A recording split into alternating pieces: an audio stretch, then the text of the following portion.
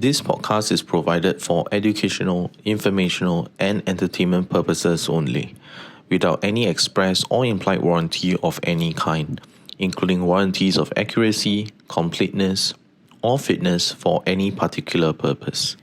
Hey everyone, welcome back to our podcast on the mysterious deaths in crypto 2022.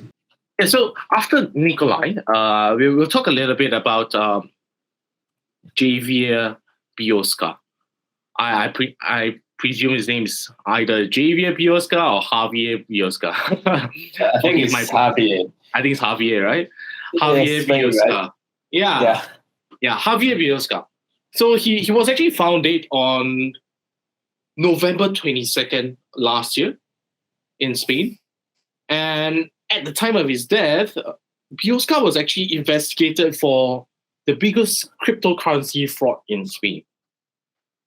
So Biosca was age 50 and he was a native of provincial Spain with a background of running small local businesses before becoming an early individual investor in Bitcoin. Biosca was, of course, also a one of the founder of Algorithms Group in 2019 in London. And he was also a web designer that created programs that allow him to automate crypto trading. So the Algorithms Group that he founded was meant to cater for small investors that were eager to, enter into the crypto markets. But what happened thereafter was that the alleged scheme that he was trying to run was kind of like a Ponzi scheme. And at first, he attracted all the mostly ordinary people looking to quickly multiply their savings. But thereafter, Biosca actually hired a PR team to drum up businesses among the wealthier clients. And in March 2021, a number of Algorithm Group clients actually filed a complaint, which led to a criminal investigation that resulted in his arrest on charges of fraud, money laundering, forging of documents, and running a criminal organization as well. So Biosca actually spent 8 months in jail after that, and reportedly lost like 40 pounds in weight after suffering a severe beating from other inmates in the prison. And after that, all that happened, an anonymous person actually posted a 1.04 billion bond to actually get him released. $1.04 million bond to get him released.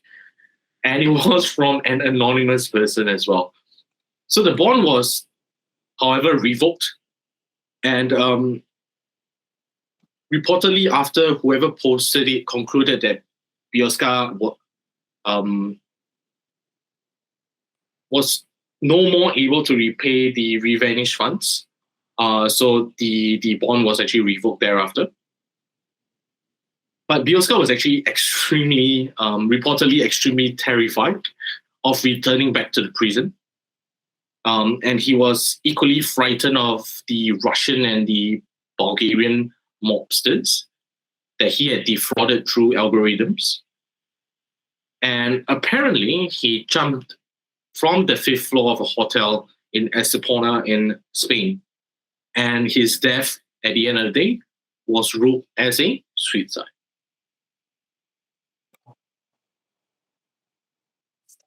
So crazy story, right?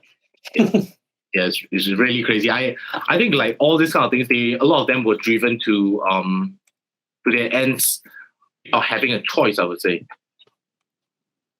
Yeah, true. Especially for Javier, like he was running his algorithms group, trying to get more investment in, but at the end, when the market is down, I think he just got some clients that he's not pleased with his work, and at the end he has to sort of jump off the building to get out of prison. Okay, so The next one to talk about is his name is Park Mo. He's a South Korean. So he's a vice president of Videnti, which is actually one of the largest shareholders of a South Korean cryptocurrency exchange, Bitcoin. So apparently he was found dead in 30th of December 2022 in front of his house in the early morning. So Park Mo was under investigation at the time of his death for allegedly embezzling funds at Bitcoin's related company, as well as manipulating the stock prices.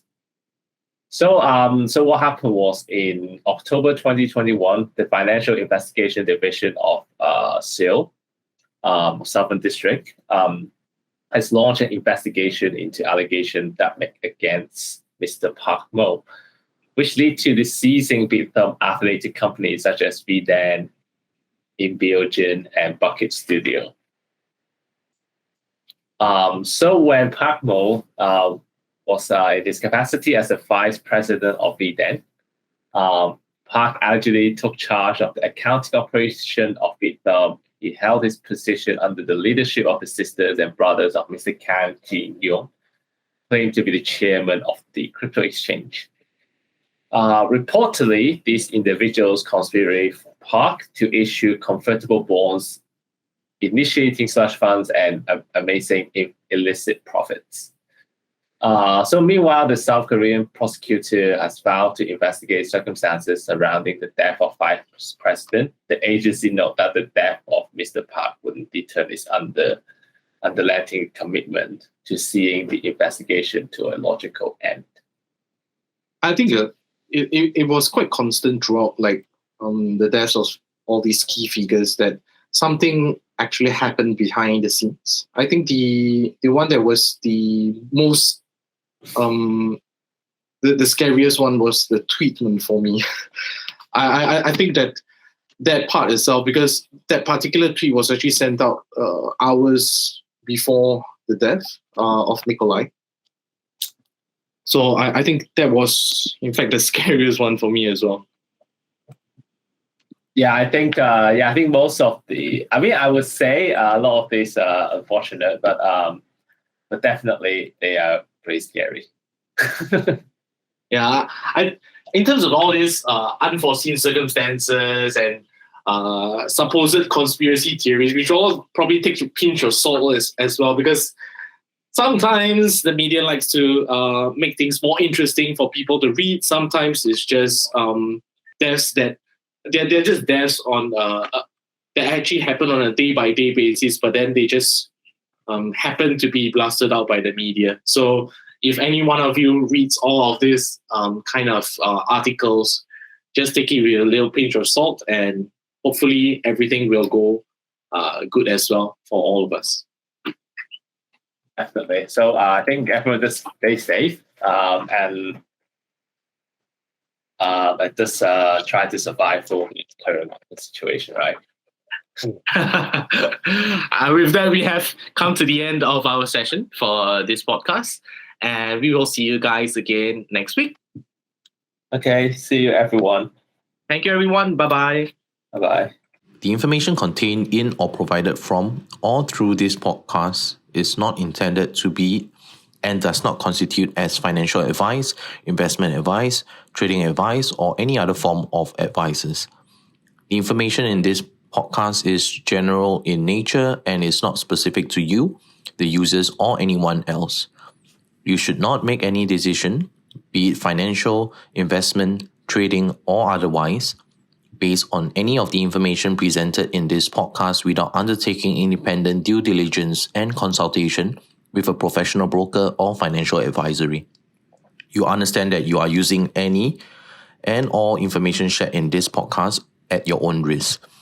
You are solely liable for any losses that you may incur from investing, and in no event shall we be liable for any losses which may be incurred while investing. Trading of cryptocurrencies is highly risky and may not be suitable for the general public. All opinions expressed by the program participants are solely their own current opinions and do not reflect the opinions of ABCC. Participants' opinions are based upon information they consider reliable. ABCC does not warrant the completeness or accuracy of such information and should not be relied upon as such.